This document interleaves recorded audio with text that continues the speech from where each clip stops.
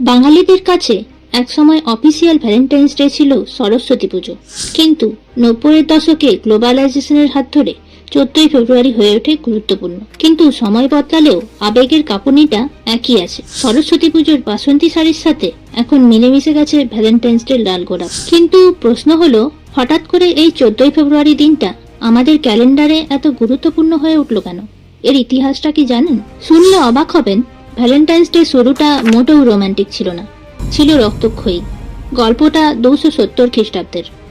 Roman সাম্রাজ্যের সম্রাট Claudius II ঘোষণা করলেন কোনো সৈন্য বিয়ে করতে পারবে না, কারণ অবিবাহিতরাই যুদ্ধে ভালো লড়ে। কিন্তু একজন যাজক সেন্ট ভ্যালেন্টাইন সম্রাটের এই আদর্শের বিরুদ্ধে গিয়ে গোপনে প্রেমিক যুগলের বিয়ে দিতেন। ফল মৃত্যুদণ্ড।